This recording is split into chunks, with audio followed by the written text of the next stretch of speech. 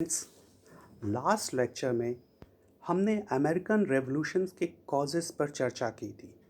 इस लेक्चर में हम अमेरिकन रेवोल्यूशन के मेन इवेंट्स पर चर्चा करेंगे।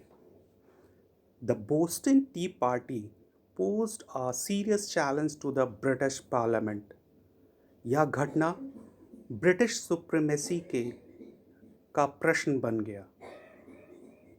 King George III and Lord North took this event for a challenge. British parliament ने कॉलोनीज के खिलाफ कठोर कानून बनाया। Boston was put on an embargo. विद्रोहियों के खिलाफ भी कई कड़े नियम, कई कानून बनाए गए। ये कानून बहुत कठोर थे। अमेरिका में इन कानूनों का तीव्र विरोध हुआ।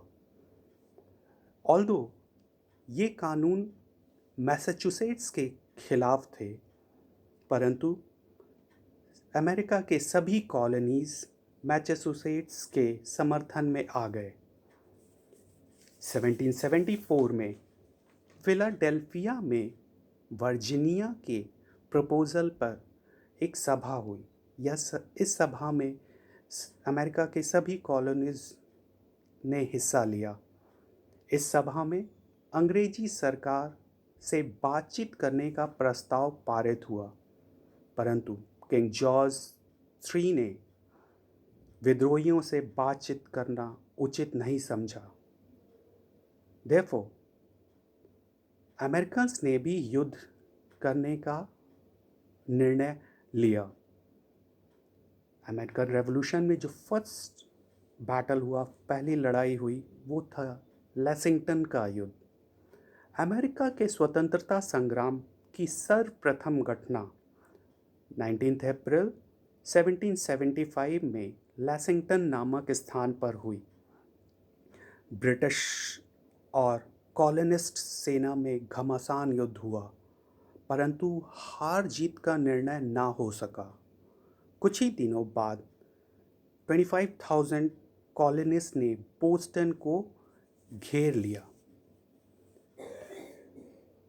अमेरिका की सरकार अमेरिकन कॉलोनिस्ट युद्ध करने का निश्चय कर चुकी थी। अतः 10 मई 1775 में फिलाडेल्फिया में कॉलोनिस्ट ने एक और सभा की। इस दूसरी सभा में भी कॉलोनी के प्रतिनिधियों ने हिस्सा लिया। सभी कॉलोनी के प्रतिनिधियों ने हिस्सा लिया। फिलाडेल्फिया के इस दूसरी कॉन्फ्रेंस की अध्यक्षता जॉन हैंकॉक, जो कि एक रिच बिजनेसमैन था, ने किया था। Great leaders like Thomas Jefferson and Benjamin Franklin ने भी इस सम्मेलन में हिस्सा लिया। इस सम्मेलन में जॉर्ज वॉशिंगटन को अमेरिका का कमांडर इन चीफ नियुक्त किया गया। साथ ही साथ अमेरिका के समस्त प्रांत को मिलाकर यूनाइटेड स्टेट्स ऑफ अमेरिका का नाम दिया गया। प्रत्येक राज्य के प्रतिनिधि निश्चित कर दिए गए। सभी प्रतिनिधियों के हस्ताक्षर के बाद स्वतंत्रता घोषणा पत्र डिक्लेरेशन ऑफ इंडिपेंडेंस 4 जुलाई 1776 को जारी किया गया। अमेरिका यद्यपि वास्तविक रूप से 1783 में स्वतंत्र हुआ, किंतु अमेरिका का स्वतंत्रता दिवस 4 जुलाई 1776 ही माना जाता है। फिलाडेल्फिया के इस दूसरे सम्मेलन ने अमेरिकन कॉलोनीज ने डिसाइड कर लिया कि वो अमेरिका को स्वतंत्र करेंगे और युद्ध करने का निश्चय लिया गया था। इस सम्मेलन के पश्चात जो युद्ध हुआ वो बंकर्स हिल नामक जगह पे हुआ। दक्षिणी उपनिवेशों ने अपने गवर्नर्स को निष्कासित कर दिया और वो भी युद्ध में सम्मिलित हो गए। विलियम होव, जो कि ब्रिटिश कमांडर इन चीफ था, को 1776 में फर्स्ट सक्सेस मिला जब उसने जॉर्ज वॉशिंगटन को बंकर्स हिल की लड़ाई में पराजित कर दिया। जॉर्ज वॉशिंगटन की यह पहली हार थी। इसके पश्चात ब्रुकलिन की लड़ाई हुई। जॉर्ज वॉशिंगटन के पास सीमित साधन होते हुए भी असीम उत्साह और धैर्य था। वह कनाडा को अपनी ओर मिलाना चाहता था, परंतु वह असफल हुआ। उसने सेना को शिक्षित किया और पुनः ब्रुकलिन के मैदान में अंग्रेज़ों का सामना किया, परंतु उसे हार का सामना करना पड़ा। ब्रुकलिन की लड़ाई में भी जॉर्ज वॉशिंगटन को हार का सामना करना पड़ा। अतः वॉशिंगटन को न्यूयॉर्क और न्यू जर्सी खाली करना पड़ा। इसके उपरांत भी युद्ध जारी रखना जॉर्ज वॉशिंगटन के लिए आसान नहीं था। दूसरी ओर 1777 में अंग्रेज़ों ने अमेरिकन रेवोल्यूशन को पूर्णतः कुचलने का निश्चय किया। इंग्लिश जनरल बर्गोयने ने कनाडा में एक सेना तैयार की और हडसन की ओर प्रस्थान किया।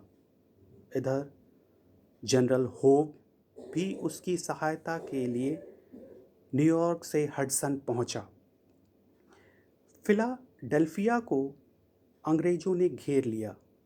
वॉशिंगटन ने वीरतापूर्वक अंग्रेज़ों का सामना किया, परंतु उसको पुनः हार का सामना करना पड़ा।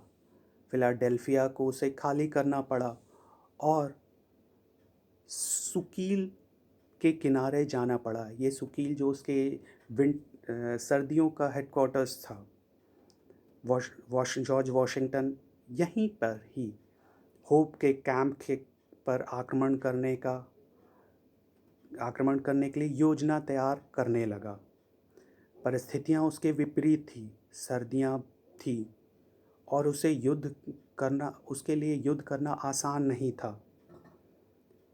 इसके अतिरिक्त सर्दी में अनेक सैनिक बीमार हो गए और बहुत सारे सैनिक भागने पर भी विवश हुए, परंतु वॉशिंगटन अपने समर्थकों के साथ डटा रहा और शीघ्र ही उसे सफलता दृष्टिगोचर होने लगी। जो पहली सफलता अमेरिकन कॉलोनीज़ को मिली वो सैराटोगा नामक स्थान पर मिली थी। जनरल बर्गोयने तथा होव जब अपने कार्य में सफल हो रहे थे, तभी अमेरिकन जनरल गेट्स ने एक आश्चर्यजनक कार्य किया। उसने आगे बढ़कर नॉर्थ हडसन को घेर लिया। बर्गोयने का रास्ता बंद कर दिया उसने। ब्रिटिश सेना और अमेरिकन सेना में युद्ध हुआ सैराटोगा नामक स्थान पर। यह युद्ध में जनरल गेट्स ने बर्गोयने को पराजित कर दिया।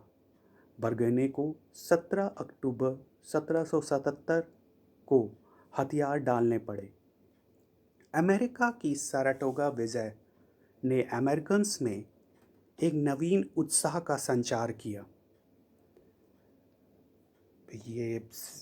ये अब अमेरिकन्स उत्साहपूर्ण युद्ध करने को तैयार थे। फ्रांस ने 1778 में यूनाइटेड स्टेट्स ऑफ अमेरिका को मान्यता देते हुए इसे स्वतंत्र देश मान लिया और उसने यूनाइटेड स्टेट्स ऑफ अमेरिका से संधि कर इंग्लैंड के विरुद्ध युद्ध की घोषणा कर दी। कुछ समय बाद स्पेन भी इंग्लैंड के विरुद्ध युद्ध की घोषणा कर दी। स्पेन ने भी युद्ध की घोषणा कर दी। मीन्स फ्रांस और स्पेन अमेरिका के समर्थन में आते हुए इंग्लैंड के विरुद्ध युद्ध करने को तैयार हो गए। उधर यूरोप के राष्ट्र रशिया, डेनमार्क, स्वीडन और हॉलैंड ने एक संघ बनाया और अमेरिकन्स को युद्ध सामग्री भेजना प्रारंभ कर दिया। शीघ्र ही हॉलैंड भी स्पेन और फ्रांस से जा मिला, परंतु अंग्रेज़ों ने हॉलैंड, स्पेन और फ्रांस की संयुक्त जल शक्ति का सामना किया। इंग्लैंड की स्थितियां अब कमज़ोर हो चुकी थी। जनरल बर्गोयने के हथियार डालने के कारण इंग्लैंड में एक निराशा का वातावरण था, परंतु शीघ्र ही लॉर्ड कॉर्नवालिस ने निराशा के बादलों को तितर बितर कर दिया। किंतु 1781 में लॉर्ड कॉर्नवालिस को अचानक वॉशिंगटन ने यॉर्कटाउन में घेर लिया। युद्ध हुआ जनरल वॉशिंगटन और लॉर्ड कॉर्नवालिस के बीच। कॉर्नवालिस को हथियार डालने पड़े। यह समाचार जब इंग्लैंड पहुंचा तो लॉर्ड नॉर्थ के मुंह से निकला कि सब कुछ समाप्त हो गया। उसने अपना त्यागपत्र दे दिया और रॉकिंघम प्राइम मिनिस्टर बना। रॉकिंघम प्राइम मिनिस्टर बनते ही संधि की वार्ता प्रारंभ कर दी, जो 1783 में दोनों पक्षों ने सम्मानपूर्वक पेरिस की संधि पर हस्ताक्षर किया और युद्ध बंद करने की घोषणा कर दी। इस प्रकार American revolution, American war of independence का अंत पेरिस संधि से समाप्त हुआ। वॉर ऑफ इंडिपेंडेंस, ये पेरिस संधि 3 सितंबर 1783 को हुआ। पेरिस संधि के अनुसार इंग्लैंड ने 13 अमेरिकन कॉलोनीज को स्वतंत्र घोषित कर दिया तथा यूनाइटेड स्टेट्स ऑफ अमेरिका को मान्यता प्रदान किया। फ्रांस को इंग्लैंड से सेंट लूसिया, टोबैगो और सेनेगल और भारत में कुछ क्षेत्र प्राप्त हुए। स्पेन को फ्लोरिडा और मेडिटेरियन सी के एरिया आइल ऑफ मिनोरका प्राप्त हुआ। कनाडा, नोवा स्कॉटिया और न्यू फाउंडलैंड इंग्लैंड के अधीन रहे। इस प्रकार अमेरिकन वॉर ऑफ इंडिपेंडेंस का अंत हुआ पेरिस शांति समझौते से। अब अमेरिका के पास जो टास्क था वो था यूनाइटेड स्टेट्स ऑफ अमेरिका के नए संविधान के निर्माण का। काफ़ी मेहनत के बाद the newly drafted constitution containing 4 pages was signed by 55 persons on 17 September 1787। नया संविधान बना जिसमें 55 persons जो कॉलोनीज़ के प्रतिनिधि थे ने हस्ताक्षर किया और this constitution came into force on June 21, 1788। Democracy was established in United States of America and federal system was adopted. According to the provisions of new constitution, नए संविधान के धाराओं के अनुसार a new government was formed in March 1789। एक नई सरकार बनी अमेरिका में मार्च 1789 में। George Washington was elected the first president of America। ये था अमेरिकन रेवोल्यूशन। हमने इसके कारण की चर्चा की, इसके मुख्य इवेंट्स की चर्चा की। आशा करता हूँ कि ये चर्चा आपके लिए यूज़फुल होगा। आप पढ़ाई जारी रखें। ऐसे वीडियो के साथ मैं पुनः आपके समक्ष आऊँगा। Thank you student.